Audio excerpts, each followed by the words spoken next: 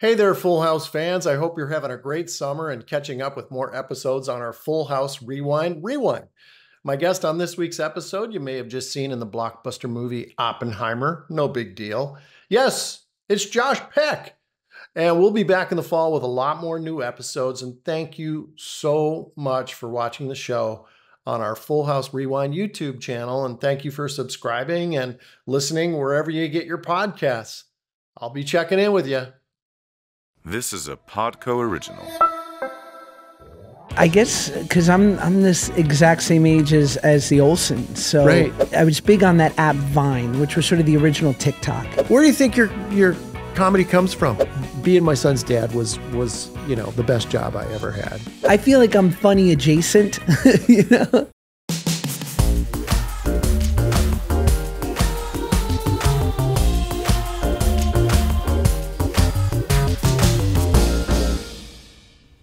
Welcome to episode 7 of Full House Rewind, also known as Knock Yourself Out. I'm your host, Dave Coulier. Josh Peck is our guest on the show today, and he's going to be joining us shortly. Episode 7 opens with Danny in Michelle's pink bunny room. He tells her that he's getting a tryout as a color man for the big fight, and that it'll be broadcast on cable TV nationwide. Jesse is in the living room writing a new song, and when Danny hears it, starts singing On Top of Old Smoky. Joey tells Danny how proud he is that Danny gets to pursue his dream as a sportscaster. Then Steph gives Danny a new tie and tack to celebrate his new endeavor. He decides to wear them on the TV broadcast. Jesse comes up with another song, and as he plays it, the family starts singing, "This land is your land." Well, the family decides to watch Danny on TV. Meanwhile, Jesse and Joey discover that Michelle might be getting sick.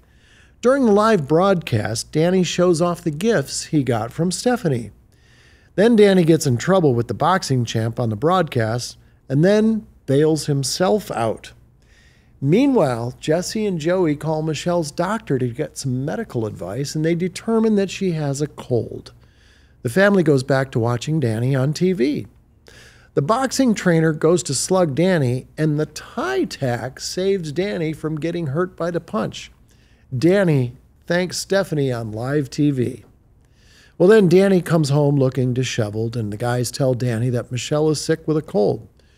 Joey, Jesse, and Danny sit at the kitchen table as the show wraps up with Joey giving Danny a pep talk. We'd like to hear what you think about episode 7, so send us an email at fullhouserewind@podco.us. And with that, let's get on with the show. Oh, someone's at the door.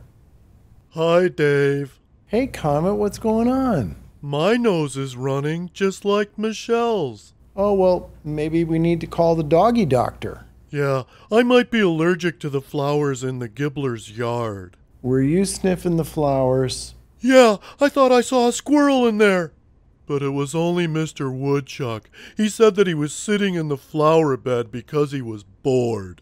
Oh, well, he was making a wood pun. Wood pun? What's that? Well, a wood pun is a joke with words that sound alike. Like, if I said something like, "Did you hear about the dog who couldn't stop telling jokes? He had everyone howling with laughter." That's a pretty good one, Comet. Oh boy, this is gonna be fun. Or, what did the dog say to the tree? I'll bet your bark is bigger than your bite. See, that's another good one. I'm gonna go and make some more funny puns. I'm probably gonna stop by every day. Love you, Dave. I love you too, Comet. You've got messages. Oh, time to check messages. Hey Dave, it's me, Popeye. I like this episode. Sometimes I box with Bluto and he never wins. Oh, Popeye, I don't like it when you fight Bluto. Oh gosh, Olives, how embarrassing. Hey, Popeye. What do you think you're doing there? I'm leaving a message for Dave, Bluto. Oh. That's alls I can stansk, and I can't stansk no more. Yeah, well, what do you think you're doing there, Popeye? Oh. Come on over here. I'm going to get you a kazoo. Oh boy, I love those guys. And you're going to love our special guest, Josh Peck. I first met Josh when he was co-starring with my brother John Stamos on a series called Grandfathered. Josh Peck is an actor, writer, and podcast host. He began his career on The Amanda Show. His hugely successful sitcom Drake and Josh ran on Nickelodeon from 2004 to 2007. He starred in the Disney Plus original series Turner and Hooch.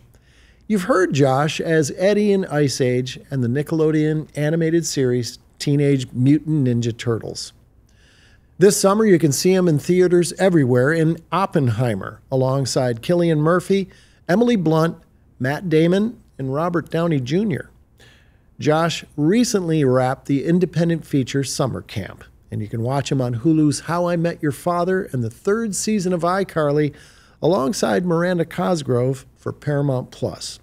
You can also read his memoir, Happy People Are Annoying, and you can listen to his podcast, Good Guys, on the Toast News Network. Josh has even guest starred on Fuller House. He lives here in Los Angeles with his wife, Paige, and their 2 sons, and life probably doesn't get any busier than this guy. Here's what Josh Peck looked like when Full House was on the air. Please welcome to Full House Rewind, my buddy Josh Peck. How are you?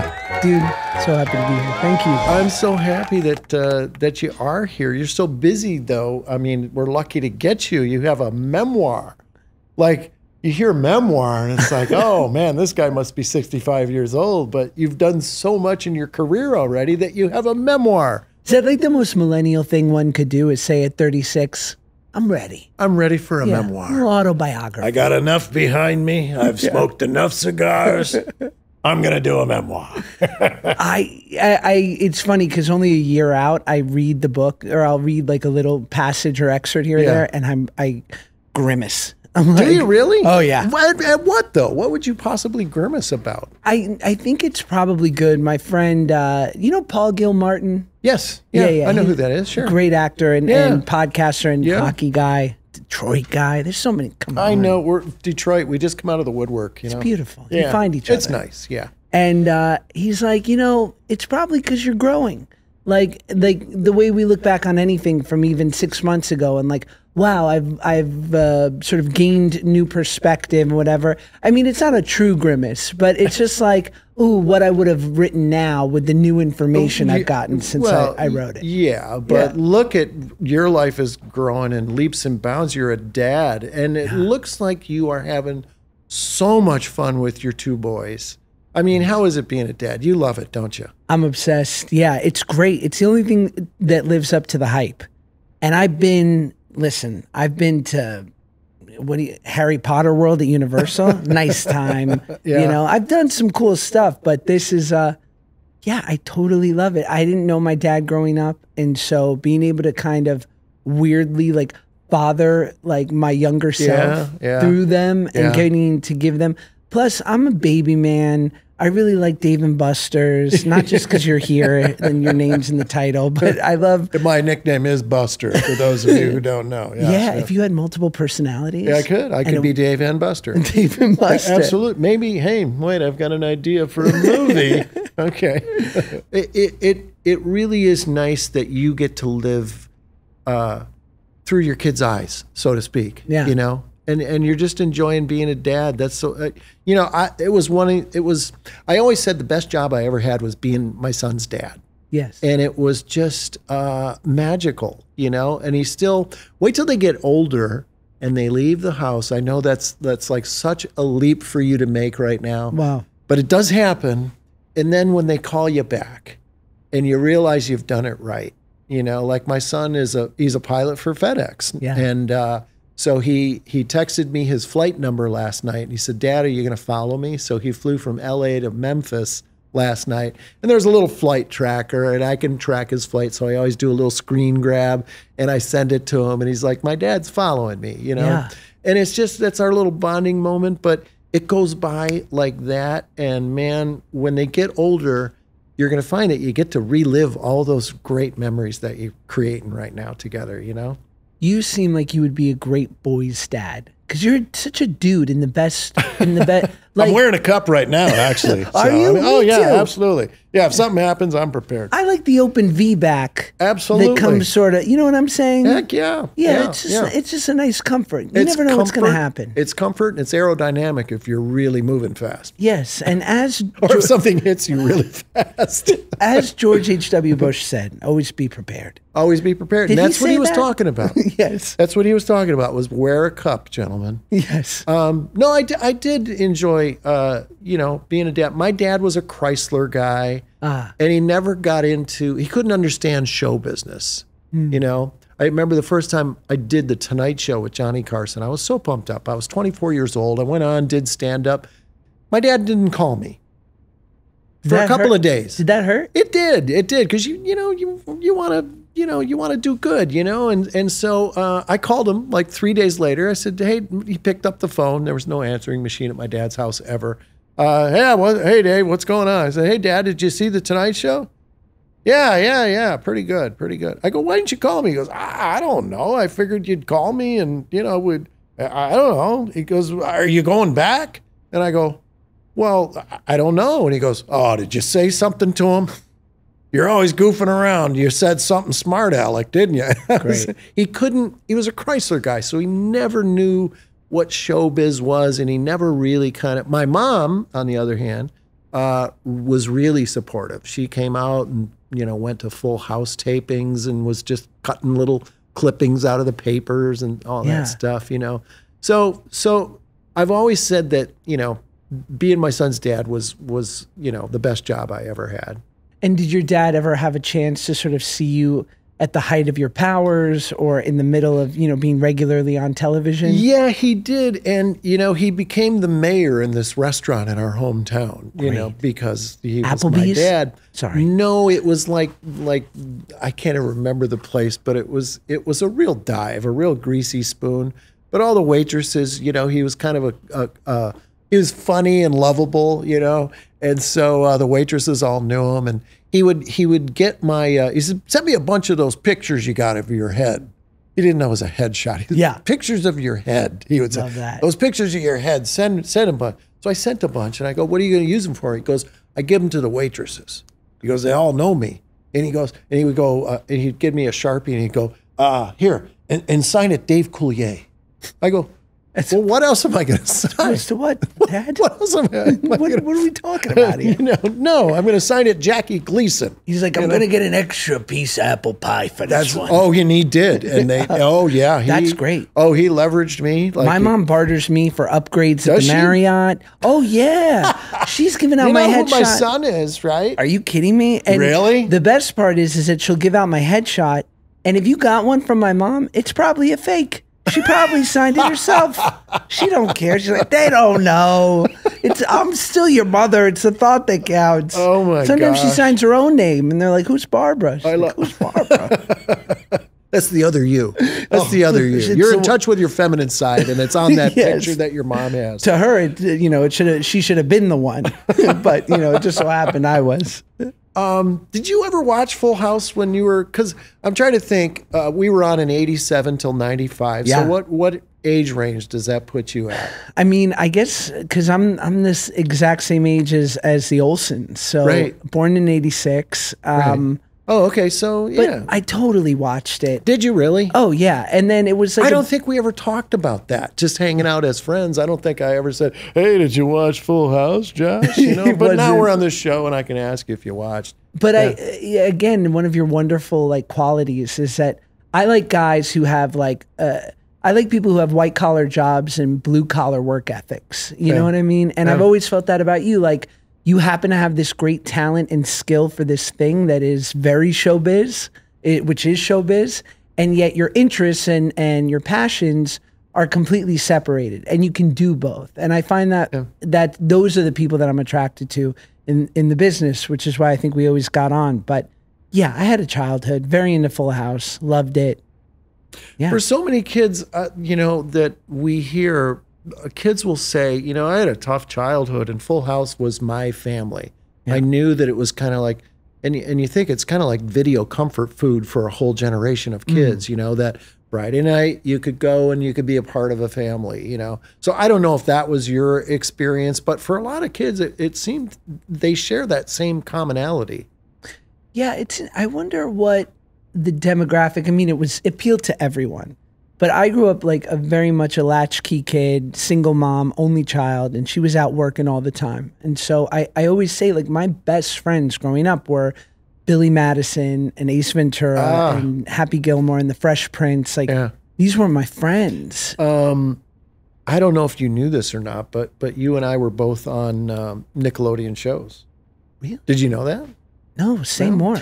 I was on a show in the early 80s, probably 1984, called Out of Control. And you were on Drake and Josh.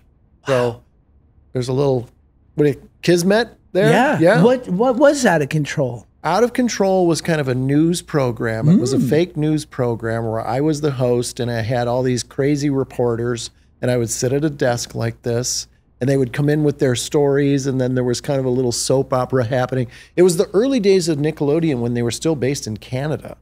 Wow. Yeah. Who knew that? Yeah. Yeah. And Jerry Laybourne was the head of Nickelodeon back then. I like any Jerry. Yeah, any Jerry. Yeah. You like the ice cream, too. Ben and Jerry's? Ben and Jerry's. So. Yeah. It's not as good as Dave and Buster's ice cream. I don't even know. Does Dave and Buster's even They have a nice dessert selection. Do they? You want me to list it? Yes. They have a molten hot lava cake. Okay. They have an ice cream sundae. Oh, I'm in. They do like an apple crisp. My pants are getting bigger. Yeah, and then they also do like a mini donuts. Oh, fresh made. I'm wearing stretchy pants and going there. Yeah, just black out. So yeah, we never talked about that stuff either, because usually we're just hanging out with our wives and we're going to dinner with the Bickerstaffs or hanging out with Stamos or and I think that's where I met you, was on Grandfathered, right? Is that where I met you, or had we met before? I was trying to think. I wonder if it's it must have been some Stamos affair. Was it a Stamos thing before that? Did you know John before Grandfathered? I didn't. Oh, well. Okay, so then I wouldn't have known you, I don't think, unless we ran into each other at like the People's Choice Awards or the Nickelodeon whatever awards or something. All you got is your health. We've all heard that. Don't compromise. Thank you, guy I don't even know. I found ZocDoc. ZocDoc. We're talking about tens of thousands of doctors, all with verified patient reviews, so you can make sure the vibes are vibing before you ever meet IRL. ZocDoc is a free app and a website where you can search and compare highly rated in-network doctors near you, and you can instantly book appointments with them online. You can search by location, availability, and insurance, so literally there's no compromises here, because with ZocDoc, you got more options than you really know. So go to ZocDoc.com/fullhouse and download the ZocDoc app for free. Then find and book a top-rated doctor today. That's right, don't compromise. That's ZocDoc.com/fullhouse. ZocDoc.com/fullhouse. I remember I was 15 at this restaurant in the Valley, Great Chicken Fingers, Dalt's, no longer there. Still great chicken fingers though. And Stamos walks in, and the person I was eating with knew him, so Stamos comes over, and lovely, charming as he always is. And I remember meeting him, 10 years later doing Grandfathered, and he had a couple of his same tricks from the first time we met. And I was like, these things have really been working for you, John. So like, what's one of the tricks? He just he'll just kind of come up to you, and he knows how to make you feel like $1 million. Yeah, which absolutely. That's an art. It's an art. That's an art. And and I remember, and then he self-admittedly, because he hung out with Rickles for so long, he likes to go after the big fish, in the room. Yeah. And I remember when I auditioned for Grandfather. Oh, you've so got him nailed. Oh man. Well, how we love him, and like feeling like we have this brother, you guys, true brothers, and as of recently getting to know him and you so well, like you just learn, like you'll see your brother turn it on for someone else, you know, and I'll be like, what is this, a rerun? Yeah. Like, I know this one, but it's just because you know each other so well. Yeah, and I don't have that switch. Like Yeah? if I'm not feeling it, it's just I can't turn it on like that. I don't know if it's just I don't know where that. I think maybe my dad was kind of grumpy sometimes, and when he was grumpy, you knew stay away from dad. Have you considered Lexapro? I'm sitting on some right now. I'm hoping that Keister Lexapro? Yes, it's called Rear-Ensca-Pro. And yes, and you just sit on it. It's like a little cushion back here. It's like a kind of like a suppository doily. Yeah, that you sit on, and I like it. Yeah. Changes my whole mood. Nice and even. That's not funny. But I remember when I was auditioning for Grandfathered, and I was big on that app Vine, which was sort of the original TikTok, and it was 6-second videos. And as you know, in the testing phase for audition or for a TV show, right? And you audition, and then you get a call back, and then maybe you go in front of the producers, and at every turn they're sort of weeding down the choices until there's 2 or 3 people. And so if you are the choice, many times they want to embolden you and say, like, they kind of want to make you feel like, don't be too nervous. It's yours to lose. Right. Which can sometimes backfire. But so I think John knew that I was kind of getting that feedback of like, you're in great shape. Like, just go out there and do what you've been doing. Sure. Yeah. So he walks into the waiting room and he sits next to me and he goes, my niece is like those 6-second videos you make. You think you can be funnier for longer than 6 seconds, though? And I was like, you and I are going to get along. Right for the jugular. Yeah, he went right for it. You're withholding like my dad. I'm in. Yeah, that's a little Rickles brushing off on him, But he's been so good to me. And I always say, like, rarely could I have imagined that, at 28, meeting people like you and Stamos, like, that these people, like, I could truly call them a friend, and he's been as good as gold to me. So yeah, he's I a brother. Appreciate him. He's a brother. I was very close to his whole family. I mean, his dad and I used to play golf together, and he was very cantankerous. Oh boy, this is a bunch of crap here. Really? Oh yeah, he was. But I loved Bill Stamos. We laughed so hard together. And his mom was just like this spirit angel, wonderful woman who was like always at Full House, and she just loved everybody. And it was nice, and their family, and I was in LA by myself, I didn't really have family out here. And so they kind of, they would invite me to, family vacations, and I'd go and stay with them. So it was nice. It was nice. He's the best. I want to go back in time with you because we're rewinding here. Your show, Drake and Josh, your characters on Drake and Josh were named after Drake Bell and Josh Peck. Yes. Was there ever a working title before that? Or did Dan Schneider just decide, I love these guys so much, I'm just going to call them by their regular names as the characters? I don't know. I remember early on hearing about some names floated, like Steps, because we were Step Brothers. I'm like, isn't there a sitcom with Steps? Step in it? It's a dance show. Here they are. It's about Irish dance. It's a jig. Yes. So I'm so grateful that it was our names, and we were the last show ever where they allowed that, because it became too. The lines were too blurred for who's the character and who are these people in real life. Mm-hmm. So I think Nickelodeon got a little bit protective and was like, from now on, no more Amanda show with Amanda Bynes or Keenan and Kel, because we don't ever want to be in a position where they're using the character, the likeness, without our permission. Yeah. But like for you, having, Drake and Josh times 10 as far as the love and the way that people know you from that. But you're Joey, right? Yeah, I'm so grateful that they're not like, hey, Screech. You know what I mean? R.I.P. Love you, Dustin. But like, you know what I'm saying? Like, are you ever like, have a name? Well, yeah, but you know what? I just kind of accepted it and just own it. And so many people come up and they botch up the cut it out thing. They'll go, "Hey, throw it away," and I'll go, "What? Okay." You mean cut That's it out? good. Yeah, throw it away, knock it off, hit it around. And I'm like, I know what you're trying to reshape say. it. Yeah, it's like, okay, why did I come up with that? I actually stole that cut it out thing from Mark Sandrowski. Wow. Who's directed you and a longtime Huge friend. director. But he says I owe him royalties for that. And I said, you are so successful as a director, you just buy me a house or something, okay? And will ya? Shh, I've known you since we were 8 years old. Yeah. Stop.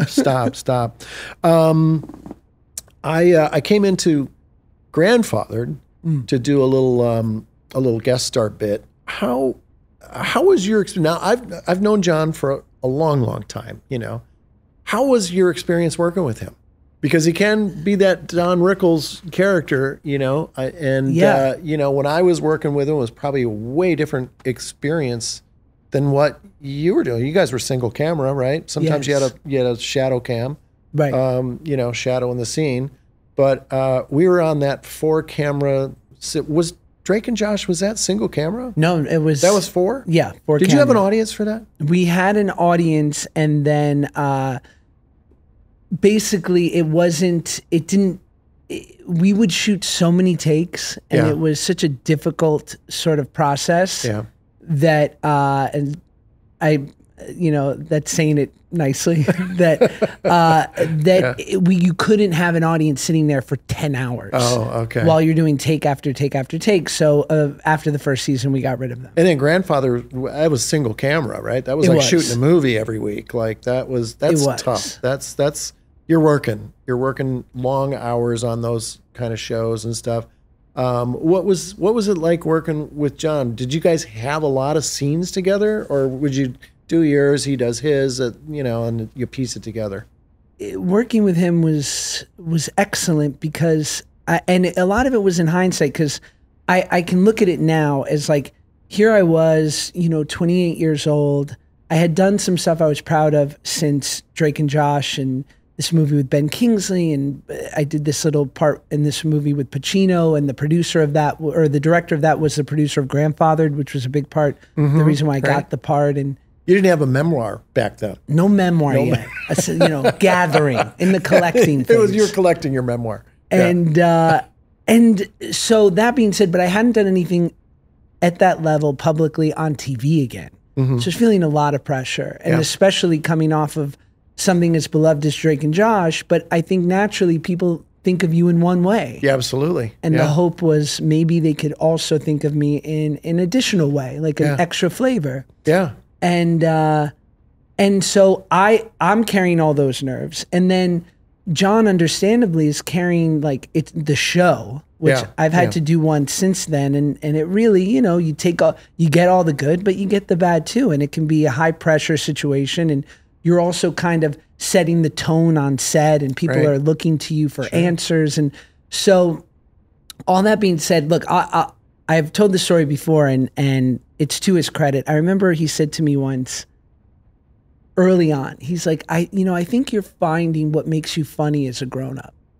It's interesting. Now, I was 28 at that time, and my whole life had been hinged on being funny and knowing what I was doing, right? And I'm like, this is my bread and butter. This is how I make a living. Yeah. So at 28, I was so threatened by this.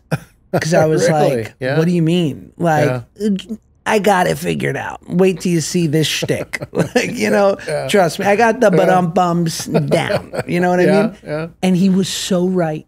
And it revealed itself over years and years and years of just like what worked for you then. Right. Like the spirit of who you are as an actor and comedian will always be there. But as we grow, we learn new things. We grow into ourselves. And so he would constantly like be giving me sometimes hard to hear, truths, but it always was like in my best interest. So in that way, like I really just appreciated him. Did you ever say to him, hey, Stamos, you're still using all your bag of tricks like you did in that restaurant? You remember Daltz? Why are you on me? Don't you remember Daltz? Where do you think your comedy comes from? Like, I mean, because, working with the Full House kids, our kids were really just naturally funny. And you're like that. You're a naturally funny guy. You think in a funny way. And that's not something you can teach. You can't teach someone to have a sense of humor. You either have that or not. Where do you think yours comes from? My mom is an unrealized performer. She should have been, I don't even, she's like a relic of the past in the best of ways. She's like the marvelous Miss Maisel if she didn't, if she had never gone and became a stand-up and stayed a housewife. You know what I mean? Like she just didn't I'm picturing that now. Yeah. Totally. In the same way you always hear Howard Stern like wanted to be on the radio because his dad was an engineer. Yeah. And so it was like of value, like cool things are on the radio. And to my mom, cool things were on the stage. Cool things were funny. And it just was, it was a value in my household. Yeah. But did she nurture that along with you? Like, were you doing plays in school? Were you one of those kind of kids that was doing the plays and your mom encouraged that? And yeah, I was a theater geek and I did all that stuff, but quickly people were always like, how did you get in, why did you get into the business so young? And I said, because I'd be at school plays, much like a kid who's playing Little League would be like, I want to be on a club team. I want to be on the competitive team, like, because I love this so much that I want to play it at the highest level possible. I would look around, I'd look at Debbie phoning in her performance in 4th grade. And I'd be like, Deb, get it together. Get on your mark. Know your lines. So as soon as I knew it was possible, I'd watch Nickelodeon. I'd be like, they're my age. Yeah. Like, there's some secret list of kids who get to do this at a high level. Yeah. And I just wanted to do it the way they were doing it. Yeah. So then what's the move? How do you make that move from being that kid, having those thoughts to, okay, Mom, I'm ready? Do you remember Backstage magazine? I do, yeah. So I don't know how I procured. I don't know how I know that either, you know, but I remember Backstage magazine. It was like the Actors Digest. And in the back there were classifieds. And it was jobs, open calls, and managers and agents would advertise. So I'm 9 years old and I'm reading Backstage and I see this guy who's advertising Sid Gold at Gold Star Entertainment. I represent comedians of all ages. I said, I qualify. I'm all ages. I go into his office and he's like, I have this comedy night at Caroline's. And by night, I mean it's at 2 in the afternoon. Been to Caroline's. And I can get you 5 minutes of stage time if you can put an act together. Wow. And I put an act together, making fun of my mom and kids at school. So how old are you when you do that? 9. 9? Yeah. That's crazy. Nightclubbing at 9. I know. I thought I was young when I was 17, like doing stand-up. Like, wow. But 9? You were 17 was the appropriate age to start. 9 was I was a freak. That is a bit freaky. I actually had a 12-year-old kid open for me one time in Kansas City, and he's like an actor now. He's doing stuff, but he was so good and so polished that I just said, "You got to keep doing this." Yeah, I was like, "You're like a Shecky up there." You're like really? Shecky the pro up there. Yeah, I mean, he was really, really great, but. That's such an anomaly, like 9 years old doing stand. What was the audience thinking? Were they like really behind you because you're a kid? Yes. Of course, right? They were mostly behind me, although I'd get heckled more by the comedians. Funny. They were very threatened. Oh, really? As you know, we're very comics, healthy. Comics are nuts. And stable. Yes, comics are nuts. And you say, why are you a comic? Well, because I had twirly things happening in my family when I was a kid, Yeah. And so comics can be very threatened, very insecure, and lethal sometimes. Imagine choosing the only performing where there's no subjectivity. No. In the sense of like, you can't come off stage and be like, that went pretty good. Yeah. And I'd be like, no, it didn't. Right. Like, because they didn't laugh. You know. Well, the musician plays a song and they always clap at the end of the song, but they don't always laugh at the end of the joke. Yes.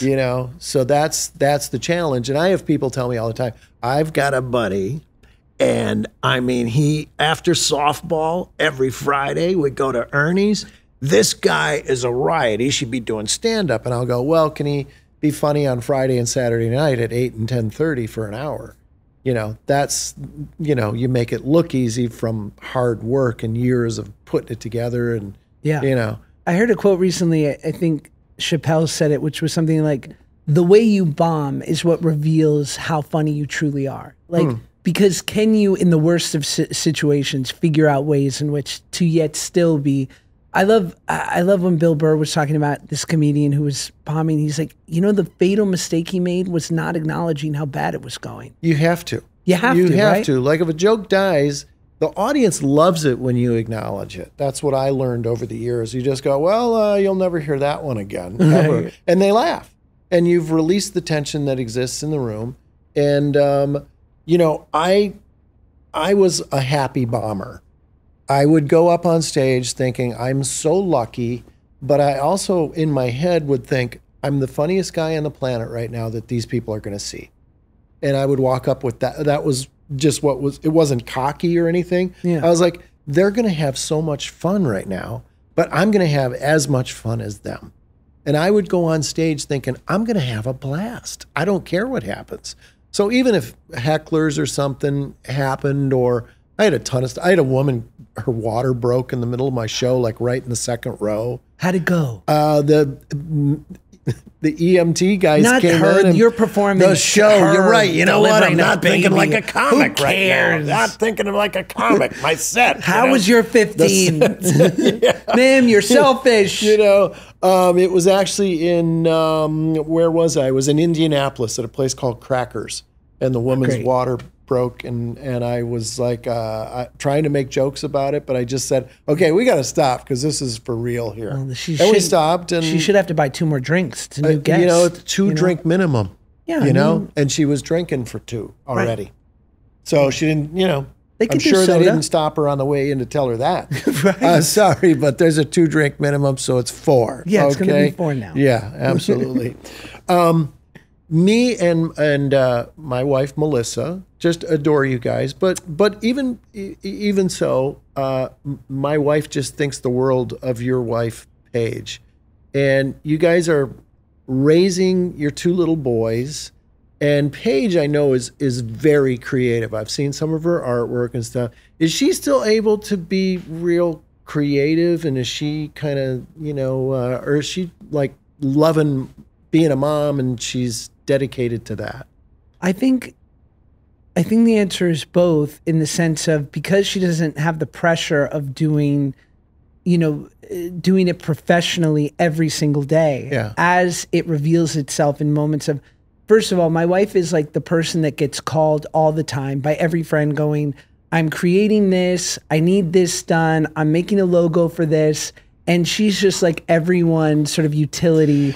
Well, she's super talented. Creative. She's your go-to super talented friend. Yeah. I've seen her work, and it's just Thanks. like, wow. The stuff she did with the dripping paint, Oh, yeah. that just blew my mind. I was like, that is so good and so creative. And I was like telling my wife, Mel, I'm like, would it be insulting if I said, can I buy one of those? Yeah. She goes, no, tell her, she, every artist wants to be appreciated, but I absolutely love that. So, when I was thinking about her interview, I thought, I wonder, is Paige, she's so creative, and both you guys are, so I'm just wondering, with those 2 little guys running around, how is it managing your time, your day?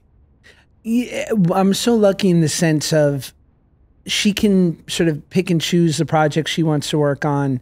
And then because she has just more time at home, if I'm working, I'm kind of gone, as you know. And I was just in North Carolina working on a movie for a few weeks. And so there's sort of no negotiation. But then the beautiful thing is, over the last month, especially with the strike and everything, I'm wonderfully unemployed. And so I'm like picking Max up from school, and I'm doing the deal. And we have a really nice, we both love it. And I always say to my wife, You can tell. You can just tell. It's a good time. And I say to my wife, like, I want you to work for no other reason than like, we need a second income. I'm kidding. But no, I say, I want you to do it because I think you would be unhappy not using this gift of yours. And and not about the money it brings in, but more like you having something you're passionate about a couple of times a year, working towards a project, because it needs an outlet, when you have a gift like that. And you've got so many projects going on right now. So I want to ask you about some of those. But first, I want to ask you,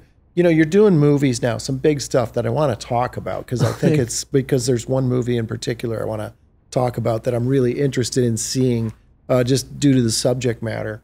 But do you as an actor, do you like being on a sound stage, a show that's like a sitcom, or do you like doing movies? What or is there something that you kind of grab from both of those? There's something in my DNA about a sitcom that I just love it. I grew up with it. And I would ask you if you share this feeling. There are very few feelings as good as coming up with a joke in the moment, a new joke. Yeah. Something you had, like you've got the one you've been rehearsing all week's in the bag now, and the audience is there, and you huddle up with a bunch of really smart, creative people, and you go, how about this? Yeah.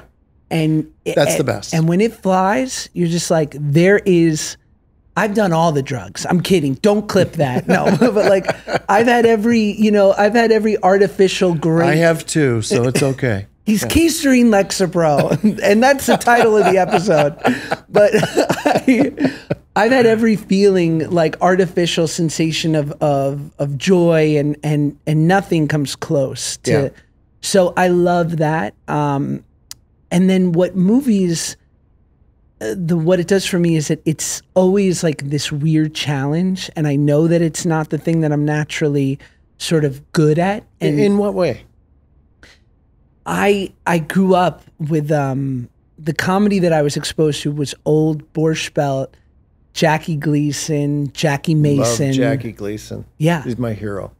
Just genius stuff. My mom's 80, right? She's going to be 80 next year. And so her frame of reference, I used to always say to my mother, because I'm 36, so kids would talk to their parents about like the Beatles. I would say to my mom, like, how was Woodstock? Yeah. She'd be like, Woodstock? I was watching Barry Manilow.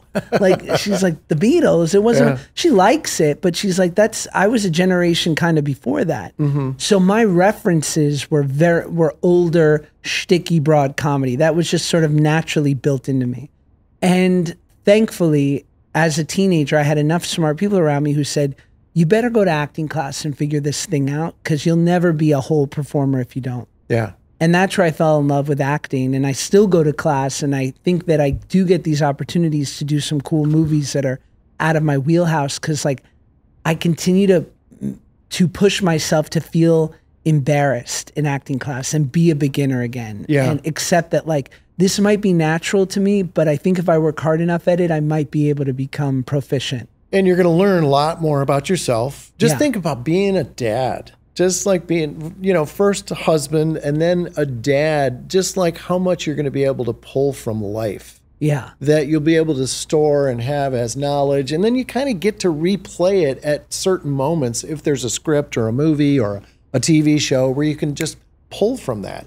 That's kind of the cool thing, is you get to relive all that stuff over again in some way, shape, or form, I think as soon as my boys were born, that was it. Like I could cry on a dime. I'll cry right now.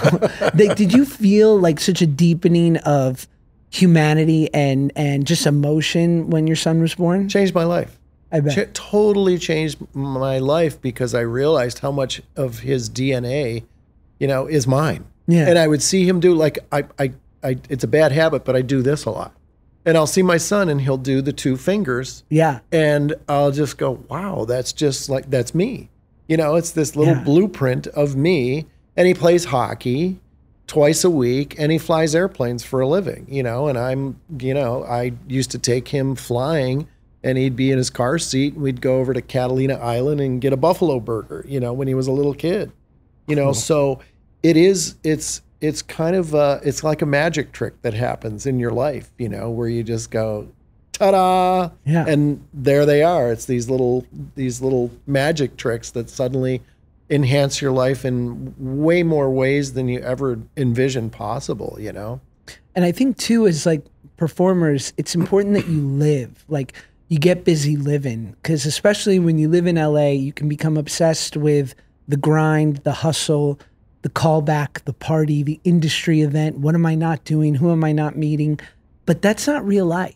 Right. And I just find like you have to constantly be refilling the well of humanity and creativity by building a house and interacting with people that aren't working for the same industry that we are. Yeah. And just realizing that like, I just love, I was at a restaurant the other day and I was reading Rick Rubin's new book, which is all about creativity and how like we can really dial it. It's happening all around us if we're willing to sort of open our eyes and dial into it.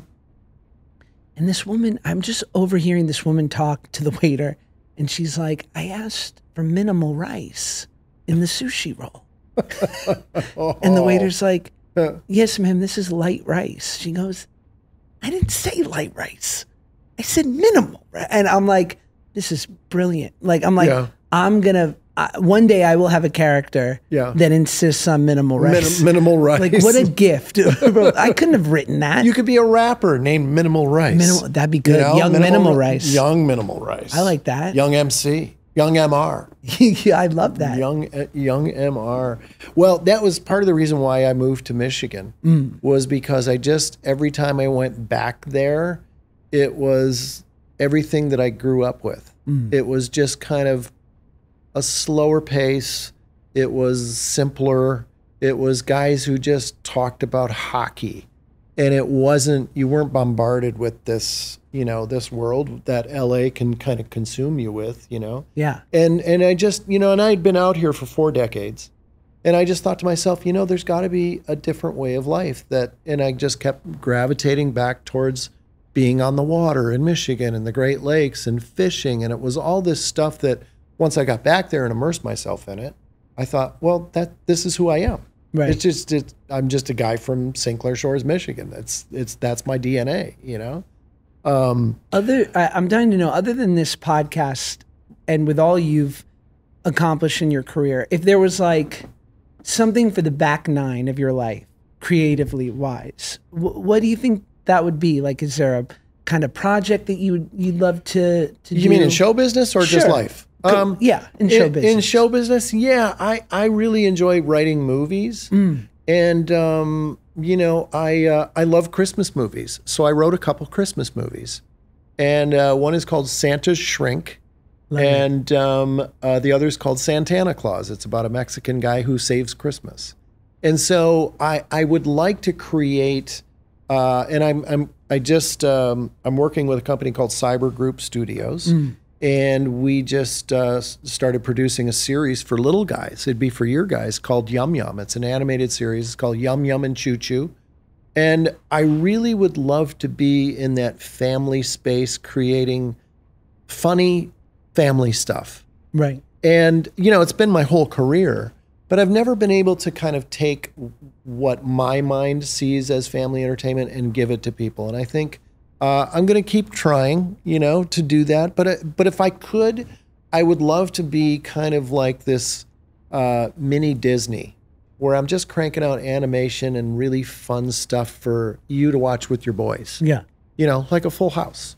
That kind of stuff really intrigues me because I hear those kids' laughs in my head. Like, what did I think was really funny when I was a kid? Right. That's the kid laugh in my head that I would really... I'd love to do that more. Yeah. Love it. Yeah. I'm going to shift gears here for just a second. Have you ever thought about going back and doing stand-up? Like really putting it together? I've been asked that before, and I always want to be like, don't I have enough problems, Dave? I think that I did it till I was 16. I definitely had a tight 10, but I also think I was aided by just like the weird factor that I was so young. Yeah. And, I think I have such a respect for comedians. I feel like I'm right on, I feel like I'm a part of you guys, but just like right on the outside, and this is me comparing myself to a legend, so forgive me, maybe the way like a James L. Brooks thinks of comedians, I feel like I'm funny adjacent, I live in comedy and I like to write and perform in comedy, but maybe I wouldn't be able to get on the stage proper. So that being said, and I listen to every comedian's podcast, and when you just hear about the grind of... It's hard. You got to get up 3 times a night, 5 days a week. Yeah, absolutely. Yeah. It's, you got to get those stand-up muscles really toned. Yeah. And you can never go up and throw a softball. You got to be throwing your best pitch, every joke, because the audience, they're instinctual. Yeah. It's like a swarm of sharks. They know if you're not comfortable up there. They know if the material, if you're laying off. I did a tour of 24 U.S. Air Force bases about a year and a half ago.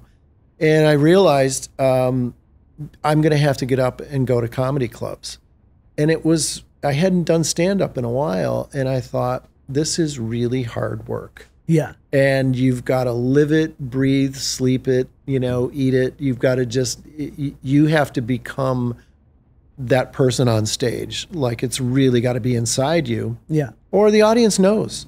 They can sniff you out so quickly. So I put together an hour of funny stuff for this, this U.S. Air Force stand-up tour, but it was hard work. You were doing an hour?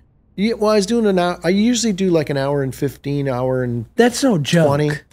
It was no joke for the first 6 months because, but you've got to write, you've got to listen to it, you got to figure out the timing, the facial expression. There's so many pieces, and I do characters and voices and tell stories with those characters and voices and stuff. So I have to kind of create like little sketches up there, where characters are talking and I'm using the character, in the bit.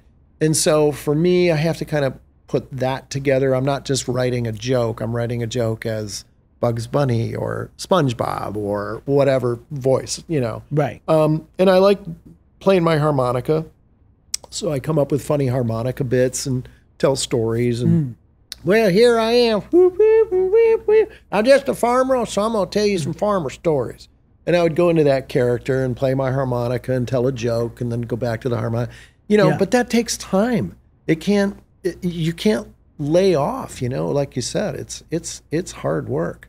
Yeah, you got to be all in. Yeah. And I'm so, I wouldn't even call it afraid. I'm like, I don't need it. I'm going to practice a little self-care and not subject myself to that. You're so busy right now. You're as busy as a human being can be. I mean, juggling, family life with your boys but you're doing some great stuff. And you know what? You always want to see people that you really admire as a human being be successful.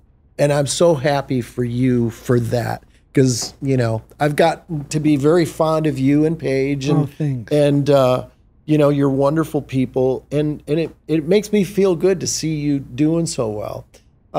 You got a couple of movies right now. One of them I'm really interested in is Oppenheimer because of the subject matter. Can you tell us a little bit about that? And what role you're doing in the movie? Absolutely. It's a very interesting time in our world when this movie takes place. Totally. So Oppenheimer, it's Christopher Nolan's new film, and it's about J. Robert Oppenheimer, who was basically the person who helped design the atomic bomb. Like it basically happened because of him, and he was sort of enlisted to bring together some of the greatest minds of the century, basically, to come up with this thing under an insane sort of, the most ultimate deadline that there is. And it was a race because they knew that the Nazis were trying to sort of harness this technology as well. And for a long time, there was an assumption that they were so much further ahead that literally everything was against this sort of group of brilliant physicists and other people. And so, it was a book. It is a book called American Prometheus that Christopher Nolan read and then adapted to this film. And I have a very small part, but I play a guy who's a real person named Kenneth Bainbridge, who was extremely instrumental, a guy out of MIT, brilliant physicist, but was extremely instrumental in the Trinity test of the bomb, which happened in Los Alamos, New Mexico. And I can tell you sort of my experience, and it was that in November of 2021, I get a email, as we all do. You get 1 or 2 or 5 during pilot season emails from your representatives, and they go, "This is the project." I don't. You don't? You tell them not to send it? I gotta get Dave Coulier power going.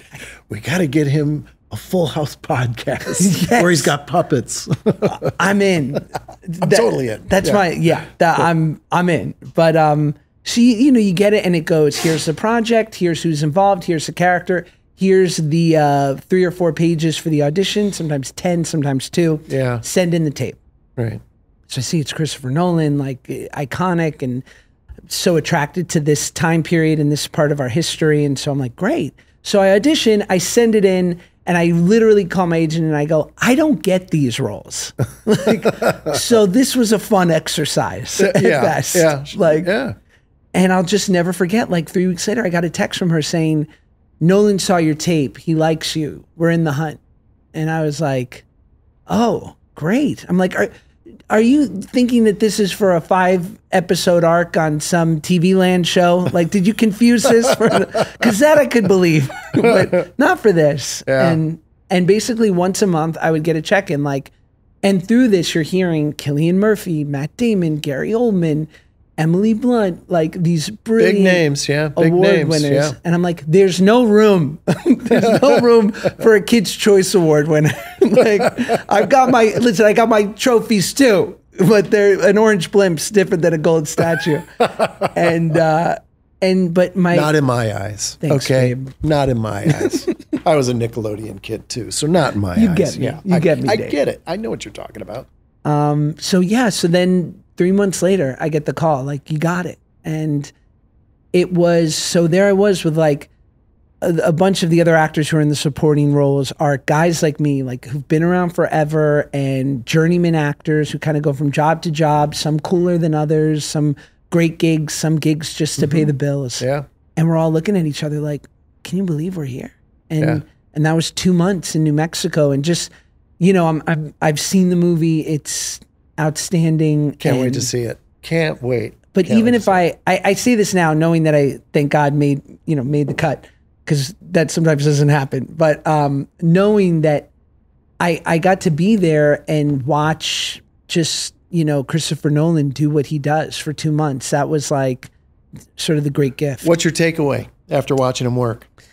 You know, he sets the bar so high, and he does it by embodying what he's asking of others, right? So he's just never not completely dialed in, completely clear about the things that he wants, what the scenes require.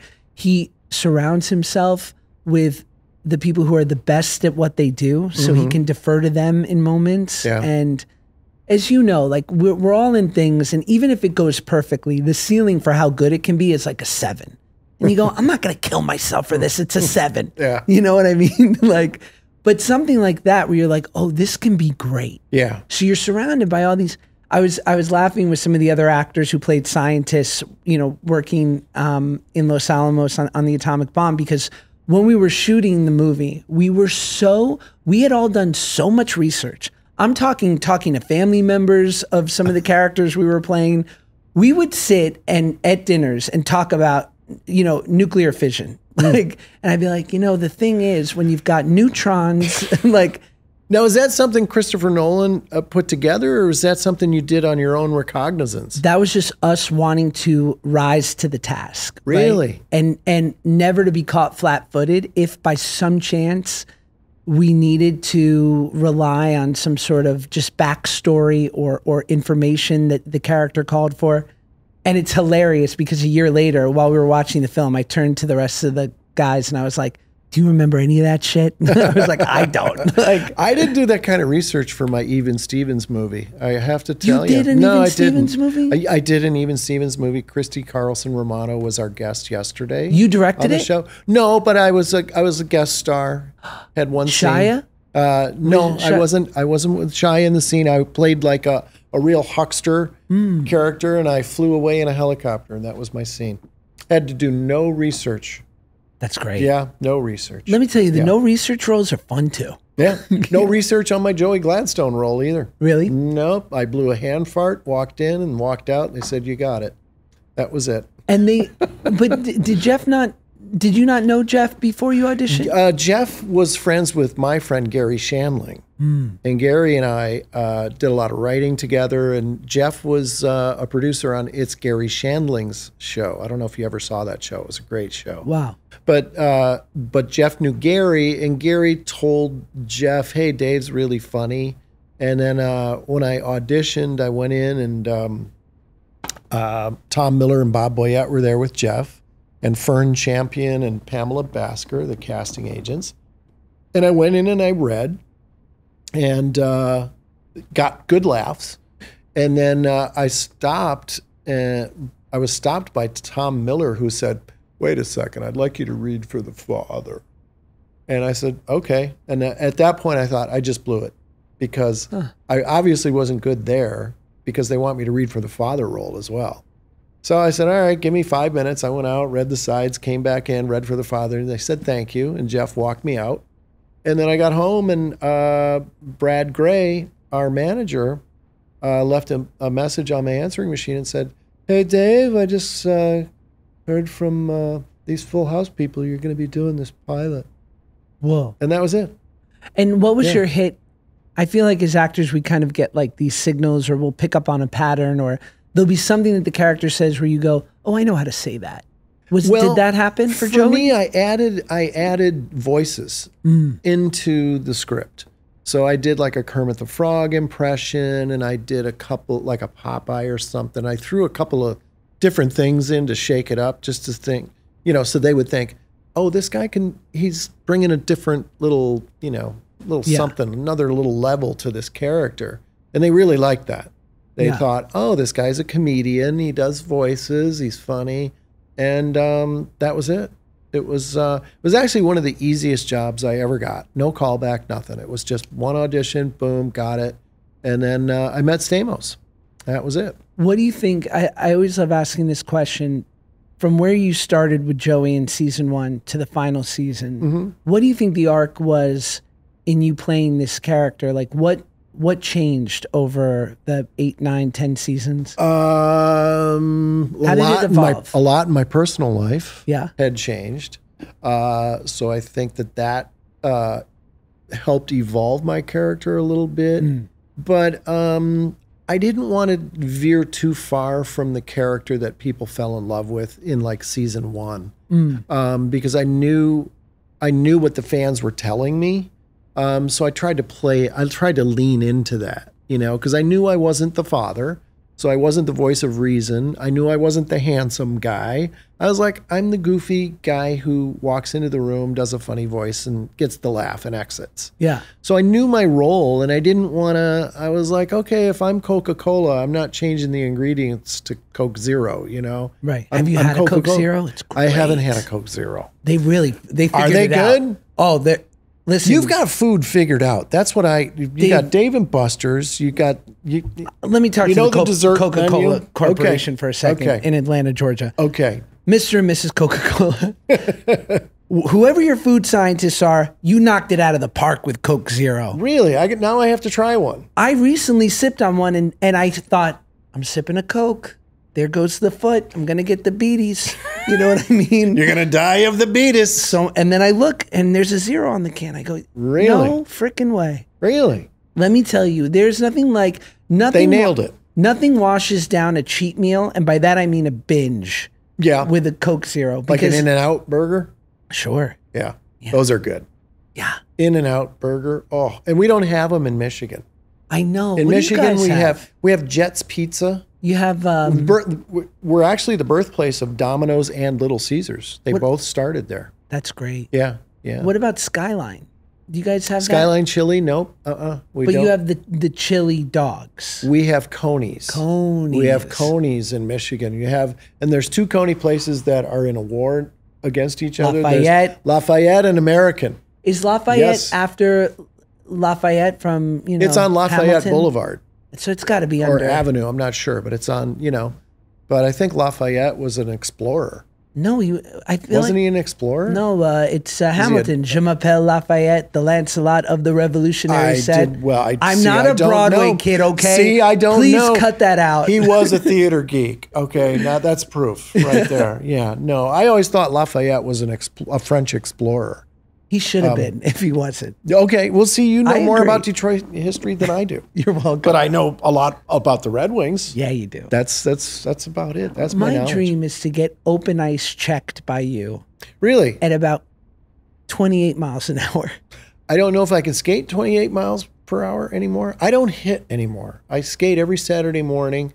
Here's the funny thing. My defense partner in high school, John Blum, went on to play for the University of Michigan, played for the Boston Bruins, Edmonton Oilers, Washington Capitals, and then had a cup of coffee with Detroit. We're defense partners again on Saturday morning at the Mount Clemens Ice Arena. Wow. Yep. Yep. Living the dream. And it's amazing because we went full circle. Yeah. When you're driving home after a great skate, do you ever just take a whiff of your gloves?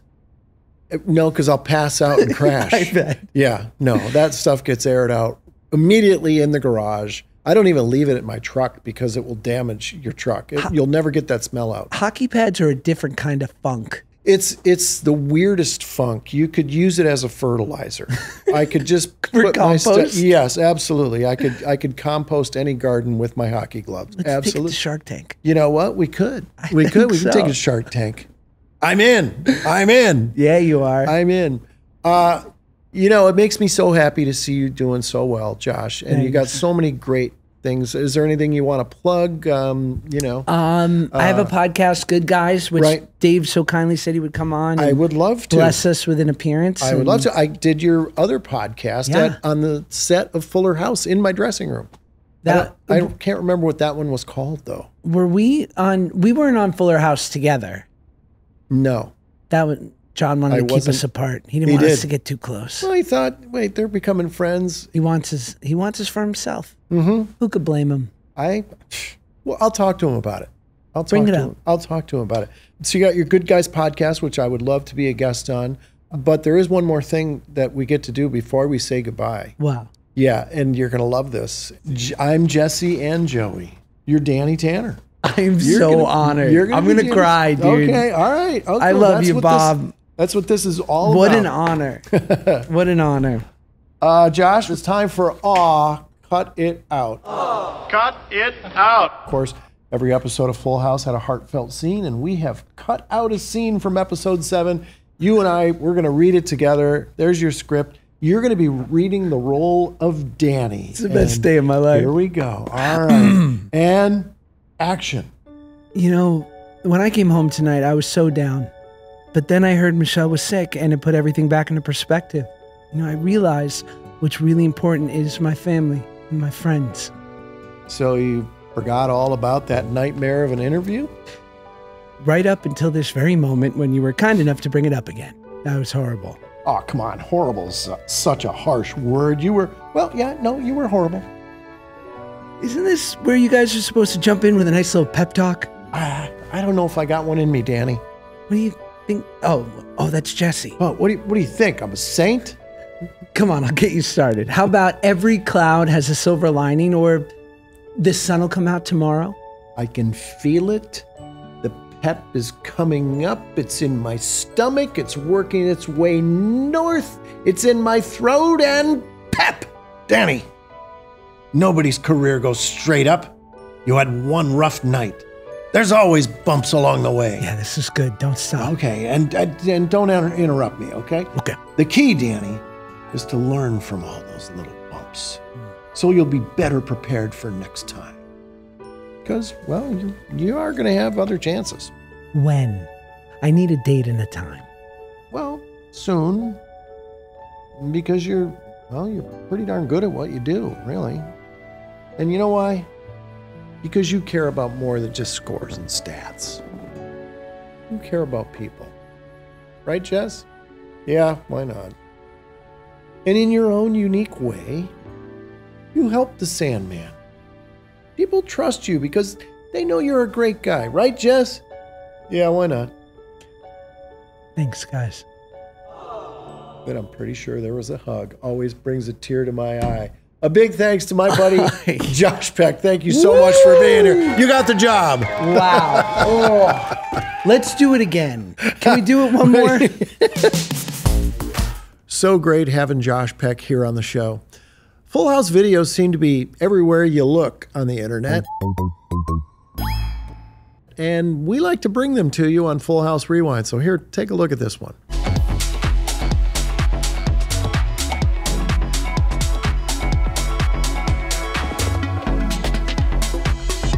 Wow, that is a whole lot of Joey Gladstone. If you got a Full House video you'd like to send us, we'd love to hear from you. Send us the link to your video at fullhouserewind@podco.us. Oh, somebody's at the door. Hey, Dave. Hey, look, it's my buddy, Mr. Woodchuck. Dave, Comet won't stop saying puns to me. Well, like what? What do you call a dog that can do magic tricks? I don't know. What do you call a dog that can do magic tricks? A labracadabrador. Actually, that's a pretty good one. Or, I used to be a baker, but I had to quit. Why? Because I couldn't make enough dough. That's another good one. But these puns are exhausting, Dave. But you've been making wood puns ever since we met. But those are funny because I'm a woodchuck. Well, I'm sure Comet will eventually get bored with it. Oh, brother. A wood pun. I need to go lay down. Okay. Feel better, Mr. Woodchuck. If you would. Bye, Dave. Bye. Imagine that. Mr. Woodchuck is tired of puns. He'll be okay. I sure love that little guy, though. Oh, somebody's at the door. It's our neighbor, Granny Tanner. Hello, David. Hi, Granny Tanny. That woodchuck friend of yours is sitting in my tree. He is? Yes, and Comet won't stop saying puns to him. Oh, boy. All right, I'll come out there after the show, okay? And maybe you can stop by and you and I can run some lines from the script for my new show. You're gonna think I'm a genius. Okay. You can probably put me right up there with Jeff Franklin, J.J. Abrams, Spielberg, Norman Lear, your hockey buddy David E. Kelly, Chuck Lorre. I'm gonna be the next Marta Kaufman, Shonda Rhimes, Mindy Kaling, Angela Kang. I'm getting all worked up just thinking about it. Well, that's fantastic, Granny. I'm happy that you're so passionate about being creative. Thank you, David. I'm gonna go and change into a comfortable pair of riding shoes. I'm writing so much stuff that I could give myself a Tanner family full house hug. Okay, go get him, Granny. Bye, David. Well, it sounds like Granny Tanner is going to give herself a full house hug. And you know what? We close every episode of Full House Rewind by giving all of you who need it a hug. So here it is, your full house hug. Come on, bring it in. Yeah, that's pretty good. That's our show. We'd like to thank our special guest, Josh Peck, for stopping by. And thank you for listening and watching, because you are the heart and soul of Full House Rewind.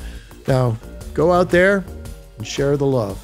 So long. Thank you so much for watching this episode of Full House Rewind. To watch clips from the pod, go check out the Full House Rewind Clips YouTube channel at the link in the description. And we'll see you next week.